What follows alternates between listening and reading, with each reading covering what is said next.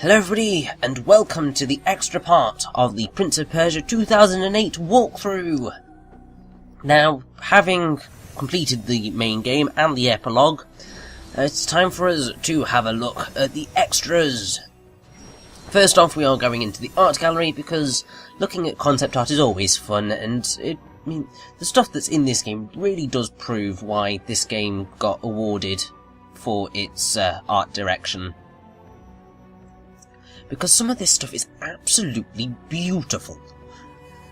Like, it's insane how just gorgeous some of this stuff is. Now, I really like it when there are kind of concept art galleries in games, because most of the time you don't get to see this stuff, and it kind of partly shows an insight into the kind of development of the game, which I am always really interested in. But also kind of, you just get to see kind of some of this beautiful art, which in a lot of cases you never get to see unless they put out an art book, which is rather rare, unfortunately. I wish it wasn't as rare as it is. Anyway, having kind of said all that, in order to make sure that I kind of cover absolutely everything in the game, I am going to cover the achievements, because can't really show some of them off, because there's a lot that you get automatically. It's like Wall Runner, Compass, Heal the Land, and Saviour of the City of Lights, and Explorer. Things like that you get automatically, because it's basically heal fertile grounds, beat kind of the last of the four bosses, explore every part of every region, and yeah, you get all that. So I'm going to cover the ones that you don't get automatically unless it's part of the epilogue or whatever. So there's Block Master, which you get for blocking 50 attacks. Deflect Master, which is from deflecting 20 attacks. Sword Master, which is perform 14 hits in a single combo. So in order to get this, it's XXX, YX, YA, YX, YB, and then you have a choice of kind of three options: A, YX, AXY, or AXB. Apparently the easiest fight to get it on is the first concubine. And basically it's okay up until the point where you kind of throw them up into the air, because it just gets a pain. But oh well. And there is Be Gentle with Her, which is Elika saves you fewer than 100 times in the entire game.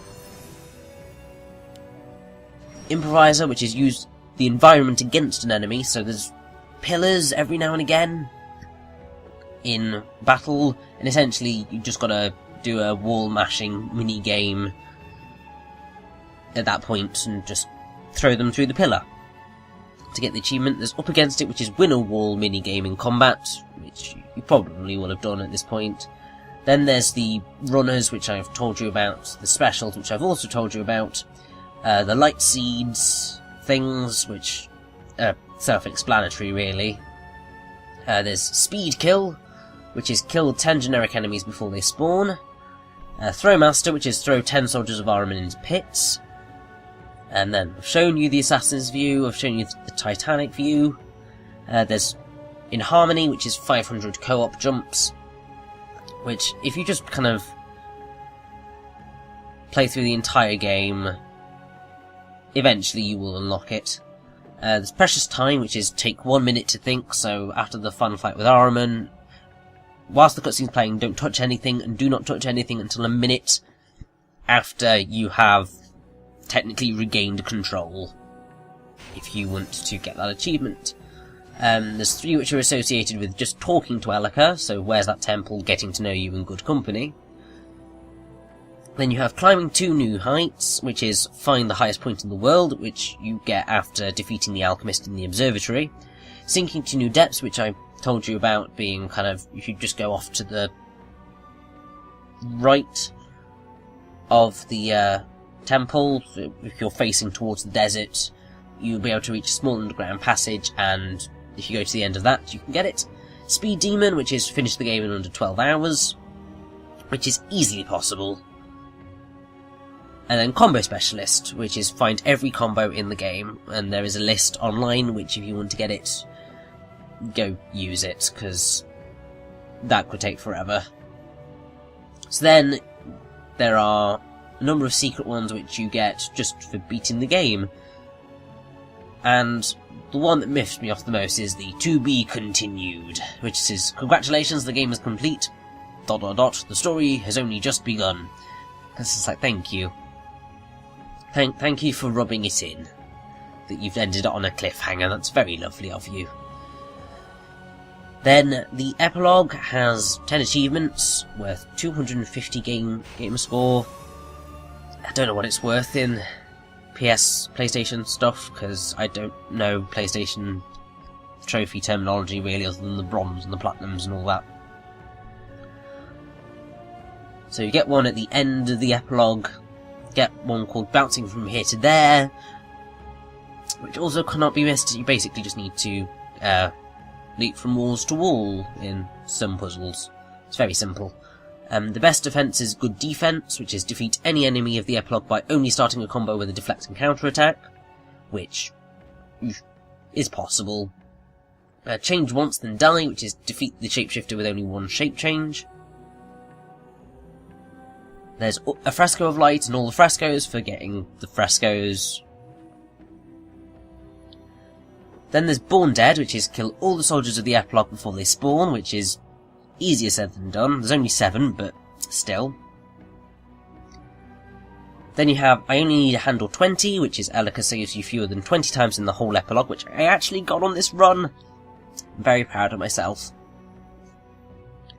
Then No Time to Waste, which is complete the epilogue in less than 2 hours, which is really simple. And What Once There Was, which is first use Energize in the epilogue. And that covers all of the achievements in the game, so if you want to go and get them, go ahead.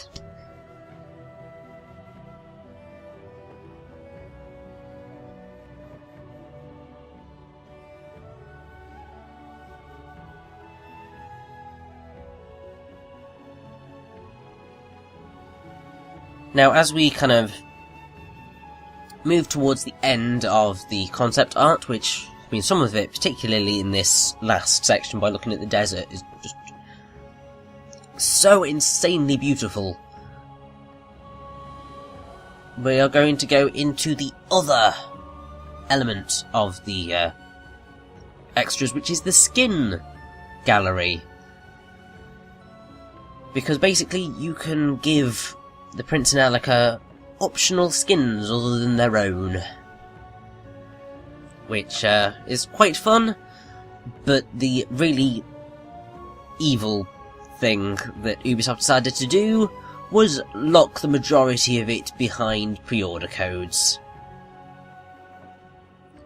which kind of, I said they weren't that mean with DLC back then, but they were starting. The beginning kind of seeds were there.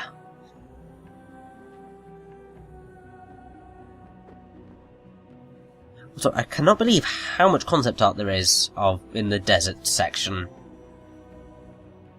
Like, that went on for far longer than I was expecting. But here we go. The Skin Manager. So, unfortunately, I only have one unlocked for the Prince. Basically, you can see the Prince and Elika's prototype forms. So this is what they were originally going to look like. I'm glad they ended up how they did in the final game. Because, I mean, yeah, the Prince kind of isn't that colourful, so he kind of blends into the background, sort of. And then you have Elika, who is very, very bright.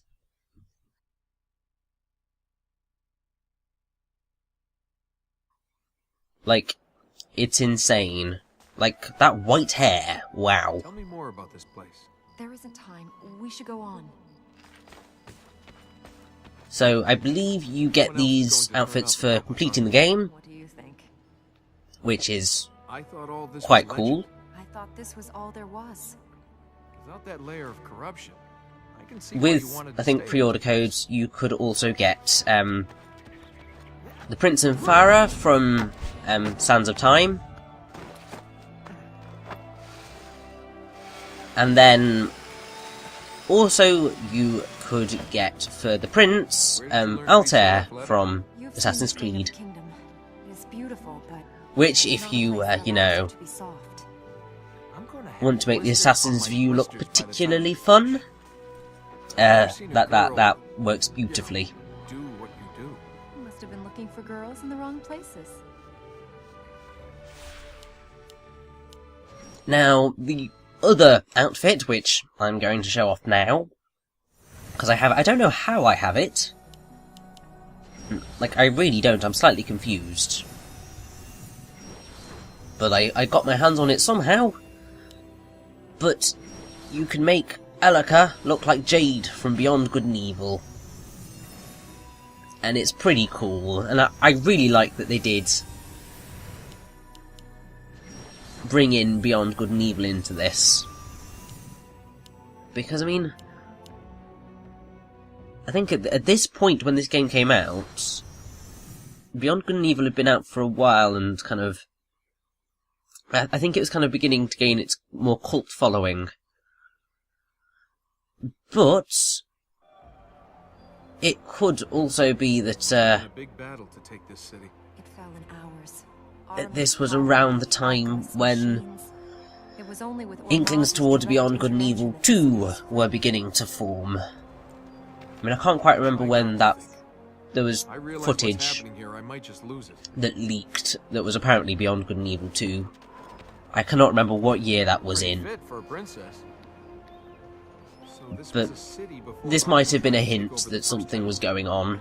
My memory of all that is a bit hazy, Even but Ahriman preserved it while he was here. still, It is man's neglect that has seen it fade to. it's pretty cool that you've got a Jade outfit.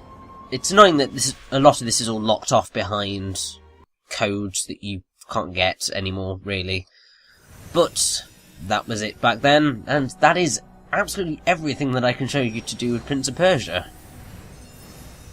So, thank you all very, very much for watching. I hope you've enjoyed this run through this game, and hopefully you appreciate it a little bit more and see where I'm coming from. And, yeah, I'll see you all next time. Thanks for watching.